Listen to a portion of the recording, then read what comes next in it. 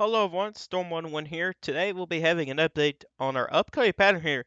It seems like the models are now getting into a better agreement here, so we'll be able to go a little bit more detailed with this upcoming pattern. And what this upcoming pattern can bring is flash flooding issues, severe weather, and maybe a winter storm or two as well.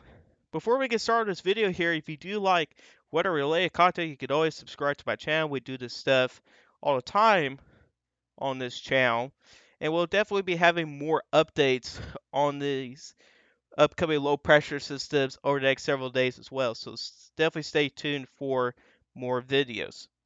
So we got that out of the way. Let's go to get started with the GFS model. Currently, a lot of the events are pretty warm, especially across parts of the central and parts of the eastern U.S. as well. Yesterday during Christmas Day, we had record high temperatures across parts of the Ohio Valley.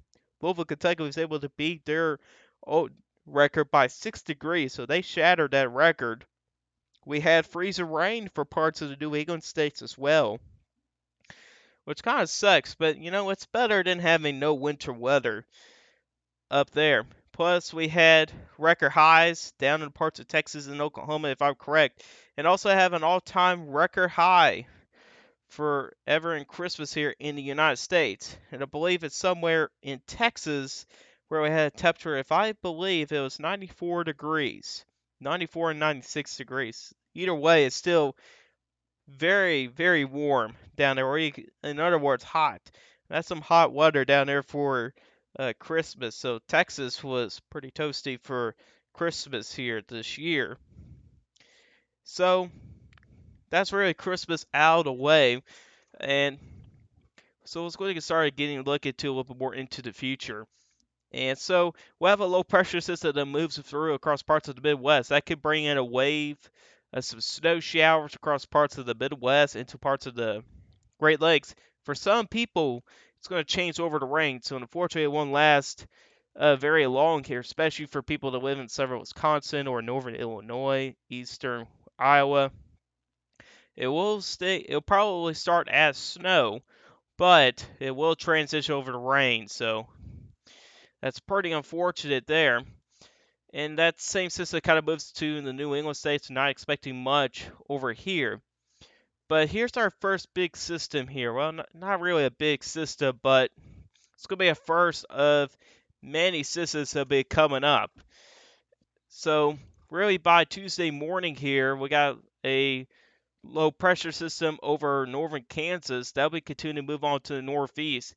It will slowly weaken as it moves to the northeast. It will have a mix of rain and snow.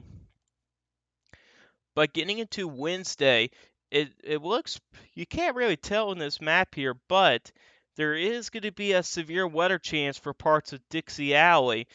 More specifically, parts of Alabama, Mississippi, parts of Louisiana, and maybe Arkansas as well. So let's check that in a little bit more detail. So this is day 4, which is Wednesday. We got that 50% slight risk. We mentioned this yesterday on my Christmas stream. If you want to check out a Christmas stream, I'll have the card on the top right corner of your screen. But anyway, we mentioned this yesterday, and nothing has changed on their outlook here for day 4. But day 3 will be tomorrow, so we'll see the marginal risk and then the general thunderstorm risk as well. We'll have a little bit more of a detailed outlook tomorrow. But then again, still has some of those same areas in that risk for severe weather. Seems like things did uptrend a little bit as well. So this is your instability values here from the NAM. This is Wednesday afternoon. You can see here we do have this big area here of a lot of instability over the Gulf of Mexico here. It's going to be like this over the next several days, which is not a good thing. It really isn't. So all this instability here will be moving up into the United States here. Maybe not as high as the numbers there, like it has a value of about 3,000 joules per kilogram in parts of the Gulf of Mexico, but I don't think we'll see instability values that high out there. But as we kind of get into later today on Wednesday, venturing into the evening hours, you got in the blue colors, that's 1,000 plus joules per kilogram of CAPE, but those green colors, that's 2,000 joules per kilogram. So you got pretty much 1 to 2,000 joules per kilogram of instability across parts of Texas, Louisiana, Arkansas, Mississippi, and Alabama. You have instability values getting as far north as parts of the lower Ohio Valley. Now, the good news for some of those folks up north, there's not going to be a whole lot of wind shear to work with, but we still cannot roll out maybe a strong storm or two out there as well. But instability is not the only thing you'll really need for severe weather. Another thing you'll need is wind shear. This is your low of a jet, and those yellow colors, that's I would consider maybe a moderate low of a jet, but the reds is what I would consider a pretty good low of a jet. But you can see here, right about the evening hours on Wednesday, the low of a jet's not very strong. It does get a little bit stronger when we get into the overnight hours. That's very typical. And some of the strongest values a little bit further up north as well. What's very interesting from the NAM, it actually continues to raise those numbers there a little bit further up north, where we do have that strongest low of a jet. So, if the NAM's correct, we could see severe weather as far north as parts of southern Kentucky, if the NAM's correct. Right now, there's not really a good agreement that severe weather will be happening far north up to Kentucky and Tennessee, but we'll just say at this point here for Wednesday night into early Thursday morning, there may be a couple strong storms in parts of Kentucky and Tennessee, but the greatest severe weather threat will be areas a little further south. Parts of Mississippi, Alabama, and Louisiana is currently the better confidence. Let's check out the superset composite there around the same time here. Really, the yellow and orange colored colors be the areas you really need to pay attention to. That's where we have a better environment here for severe weather. You can see here, it's over a pretty large region, and you can see how far north that goes there. It goes up to as far north as that little boundary right there, a little bit of stationary front boundary up there. So let's get a couple soundings out here from the NAM. And I warn you guys, the NAM is a little bit different from the other models, so we'll check out the other models in a little bit. But you can see here, it's got a pretty good setup for severe weather. You got storage of listening numbers double the amount. With an environment like this, there might be that chance for maybe a stronger tornado. It's possible. It's a possibility. I won't say it's a very high chance, but there's a possibility we may see a stronger tornado mixed in here. But either way, tornadoes does to be favorable in an environment like this. You got elevated mixed layer in the mid levels, plenty of instability, even elevated middle of lap rates as well, 7.2 in the mid levels there for lap rates. So a pretty good environment here. All hazards can certainly be possible in that region. Next here, if we go a little further north, this is up into the Kentucky-Tennessee border. We'll have to see if things do trend towards the NAM here. Right now, I'm not buying too much, but you can see here, as expected, wind shear values are higher as you get further north, but your instability values are lower, but still favorable for some severe weather up there as well, if the NAM is correct. Let's check out a European model. This is Tuesday. There might be a strong storm threat across parts of Louisiana and Mississippi on Tuesday. You can see here, if we check out rain and thunder, not a whole lot of convection going on there. There won't be a whole lot of lift. You really need a front down there to get some lift, have a way to get some lift down there. So, like a cold front or a stationary boundary, that's what I'm kind of talking about there. We won't really have that down there, but maybe it's a prefrontal convective storms may try to develop there, or prefrontal convective systems may develop. So that can also help as well up down there. So let's go back to instability here. You can see here the instability values do back off. It's a low end risk. I won't say it's a big risk, maybe a marginal risk on Tuesday. But Wednesday is the better risk and better day for severe weather. You can see here, there's a lot of instability out there. Let me check that out. It's got instability values over 2,000 across parts of Louisiana. That's a lot of instability for this time of year. Here's a GFS model, pretty similar there, not as much, but still enough instability for severe weather. So it really doesn't matter there. Here's your low of a jet here. It's where you need to focus on for wind shear. This also really helps increase that severe weather threat. And you can see here, it's not very strong out here.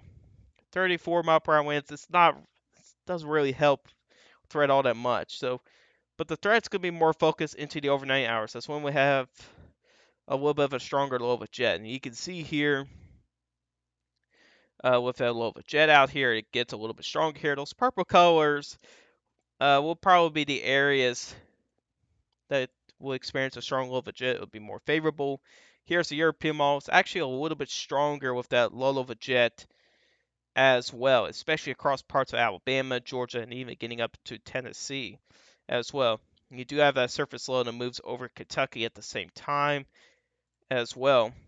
Oh yeah, let's check out them dew points out there. Someone almost forgot to show. We're definitely not going to have a shortage of dew points. You got dew points into the low 70s in Louisiana. Yep, that's what you see in the summertime. That's pretty insane here. So either way, there's going to be dew points will be pretty elevated. Definitely won't have a shortage with dew points. Temperatures will also be very mild as well. Temperatures are low in the mid 70s. Out there, here's the GFS model. Similar with the temperature, slightly cooler with that, but dew points are also very elevated as well. So definitely won't have a shortage with the dew points, or the moisture, I should say. Definitely won't have a shortage with the moisture out there or dew points. It works either way. But certainly an elevated risk for severe weather for parts of Louisiana, Mississippi, Alabama for Wednesday into Wednesday night. You see her getting during the day on Thursday. That instability doesn't go away. That front doesn't go all the way down to the Gulf of Mexico. So it only gets down as far south as parts of central Louisiana, central Mississippi, into parts of Alabama. So it really doesn't go into the Gulf of Mexico. If you really want it to shut off, you really need to get down at least to the central Gulf of Mexico. And in this case, it doesn't go down that far. It actually becomes a little bit more stationary. And with the next system, which we're going to be talking about here, will be moving in, and the same frontier will act as a warm front, so it will go back north as well. And we kind of get a quarter period between Thursday and Friday. And then let's talk about the New Year system. So going back to the GFS model here, and you can see here Thursday, Friday, mostly quiet here, but things still stay active in the western U.S. And we got our first system moving in into Southern California. This is going to be a very interesting system, and it could be a big one. So as we get into the morning hours on New Year's Day, so this would be the first day of 2022, and the weather starts off with a big bang for the first day of 2022. So this is the GFS model again. You got a strong surface low in eastern Kansas. On the back side, you got a winter storm going on. The snow can be heavy at times, but you also got this very large warm sector here as well. And you also got some heavy showers of thunderstorms here moving across parts of anywhere from the Lower Ohio Valley down to parts of Oklahoma and Arkansas. Here's 18Z, and then again you got a strong surface low that'll be deepening as it continues to move off to the northeast. Flooding issues for parts of the Lower Ohio Valley. And there can be severe weather with this setup here. That's something we also need to keep an eye on as well. But that's not all. Another system could develop along that cold front. If we kind of go back a little bit here, you notice here, you will probably see better on the vorticity here, but if you pay attention to these lines here, you notice there's a little dip back here in around parts of Arizona and New Mexico. That's another piece of energy back here. And whenever it connects to this front, which will be right here, a new low will likely develop along that front. So watch this as we kind of play on with this. You can see here, here's your low pressure system moving down across parts of the deep south. There will be cold air in place on the backside here, so there could be more snow, but it may be a little further south and east. You know what I'm saying? It could be. It's not very consistent with that. Let's check out other models, see what they suggest. So let's check out the European model. And very similar situation over the next couple of days. And let's move into New Year's Day. So very similar to the GFS model here. Strong low over parts of the Midwest here. Snow on the backside of that system. Severe weather in the warm sector. And flash flooding potential in the middle. And very similar to the GFS model here. Here's another piece of energy over parts of Arizona and New Mexico. this would be your next big system. You can see here, it does develop along the front there, and that could be another big system on the way here as well. And you can see here, it does show some snow on the back side of it as well. And that continues to move off to the northeast as well. Let's check out the Canadian model. Very similar over the next several days. And eventually when we get into New Year's, pretty similar to the other models here. A little bit strong with that low. 998, 989 millibar low over the Illinois and Indiana state border. A lot of snow on the backside here. Very similar to what the other models show. Another piece of energy over Arizona and New Mexico. And I warn you guys that this is not going to happen. This is not going to happen, but it has that type of solution there like the other models show. Another low develops along that front, and it could be another strong low as well. Now, what the Canadian model is going to show is something really stupid. Watch this. Pretty funny, right? Highly doubt that's going to happen, but it does have that same idea like the other models show. You know, you got your first big low in the Midwest, then you got that other piece of energy back in Arizona, New Mexico, and another low develops up along that front. So, very similar solution here, but Canadian model way too strong with the second low. I don't think it won't be as strong as the first one, but it'll still be a little bit of a stronger low either way. Maybe sub 1,000 millibars, something like that. But we'll have to watch the trends very closely here. Does have as much consistency as the first system, but there is an agreement that another low could develop along that front, and we could see another big storm system at around that time as well. So that's something else we need to watch for as well.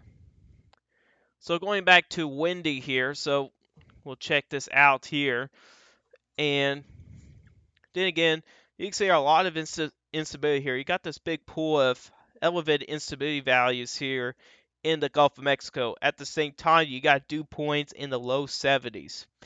So the Gulf of Mexico has got a lot of moisture here, and all this here is ready to move north. And what's going to pull all that warm and moist air to the north? Has to be a low pressure system, and that's exactly what's going to happen here is to get into Saturday. So here comes your big low pressure system. So this is the GFS model here, and we're just looking to the instability values on here. You can see here how that low pressure system moves up into Illinois, and you can see here how the small here does bring that instability values here for up to the north here. And I think it's going to pull a little further north than that. What I've noticed with the trends over the last several events is that the models are always lower with the instability values further out, but as you get closer to the event, it seems like it slowly increases. So could that happen with this up here? It may happen.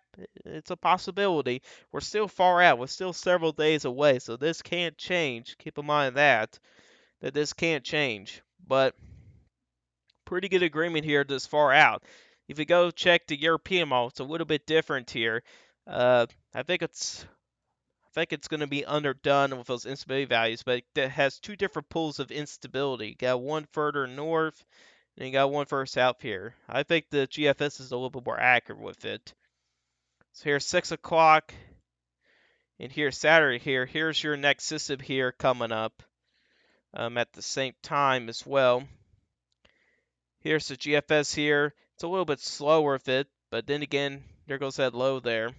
Move up along that front as well. Here's the European model.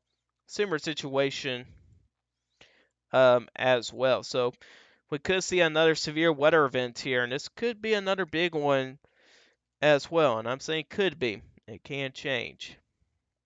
But let's check out that low of a jet, and the warm sector is going to be very large. Again, it's going to be another large warm sector. You can see here when you get to these purple and blue colors, that's where you have a stronger low of a jet. And you can see here, it is huge.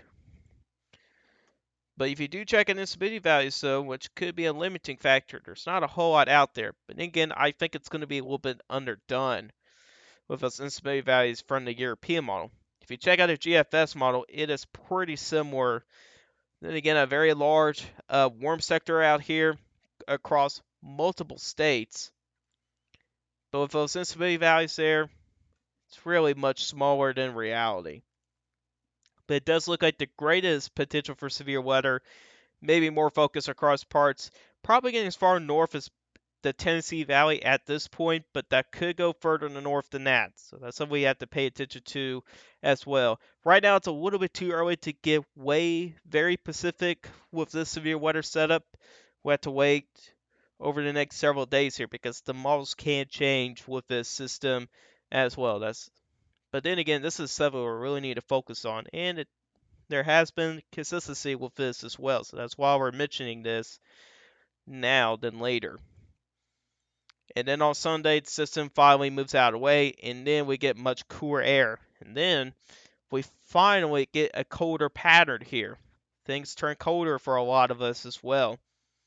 If we check out temperatures here at the same time, this is at the surface here by 9 o'clock. This is GFS model there. It is very cold in the Midwest. You got temperatures in the negatives. But you got that freezing line getting down as far south as Mississippi, Alabama. Fingers crossed. Hopefully this is true because we definitely need this colder pattern. The milder air has not been really nice to us, as we all know of. So we could see a pretty cold. We can see an active and colder start to January. That's a possibility. We'll check out the GFS almost in a little bit. But another threat we do need to watch for here is flash flooding. So let's check that out. This is your rainfall accumulation for the next 10 days from the European model. These brighter colors here sort of had some of those higher rainfall totals, and you can see here you do have it's pretty scattered out there. But then again, if you're going to be underneath one of these, there's a good chance you're going to experience flash flooding. And you can see there's a lot of rain. You can see here's one streak over Kentucky. You got rainfall amounts 5 to 6 inches of rain. Here's more over West Virginia, Tennessee, Alabama, Georgia, even getting up to parts of Indiana and Ohio. So a lot of rain can happen over the next several days. So that's another thing we need to pay attention closely. Here's the GFS model here. It's got a pretty large area in eastern Tennessee, southeastern Kentucky, and the far southwestern Virginia as well.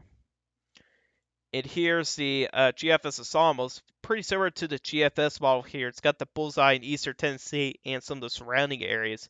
But even areas here in the red here, that's where you can see 2 to 3 inches of rain. So we definitely need to watch parts of the lower Ohio Valley and the Tennessee Valley here for the potential for flash flooding issues as well, especially when we get to that big system. That's where we could see a train, some showers of thunderstorms along that front boundary as well. You also could see prefrontal convection system with that as well. Here's the weather prediction outlook here in those yellow colors.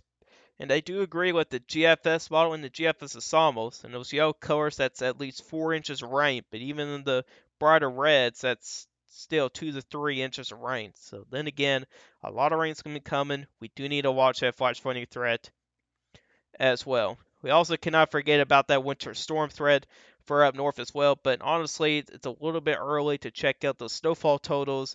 They can change a lot from now till then. So it's kind of pointless to check out the snowfall totals. But we'll check them out in maybe in a few days later or so. But right now it's too early to check out them snowfall totals. But the potential is there. We could see a swath some moderate to heavy snow across parts of the Midwest, the Great Lakes, maybe getting into parts in the Northeast. We'll have to see. Time will tell on that. Last thing I want to check out is the GFS ensembles. This is your temperature anomalies, and you can see it right now. You got two different seasons here in the U.S. Across the south and east, it's like springtime. In the northern and western U.S., it's wintertime. So you got two different seasons going on. But watch what happens here over the next several days here. And this is based off a 5-day average, by the way.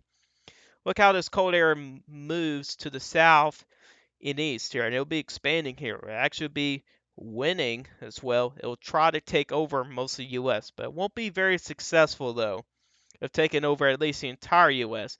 Unfortunately, I think some of the areas that may get left out from the colder air, maybe across parts of the Carolinas, the deep south, maybe getting into parts of Texas as well. Everywhere else, maybe closer to average or below average with temperatures. Even for this far out, though, we're about as far out as 14 days out, and it's still got very strong anomalies up in parts of Montana and Dakotas. That is well below average temperatures up there. So that is going to be some serious cold up there. That's pretty impressive here. And you can see here from days from January 6th to the 11th, still got pretty good anomalies up there for much colder weather as well. So fingers crossed that the Jeff is almost correct, because especially across the south and east, we need this colder pattern.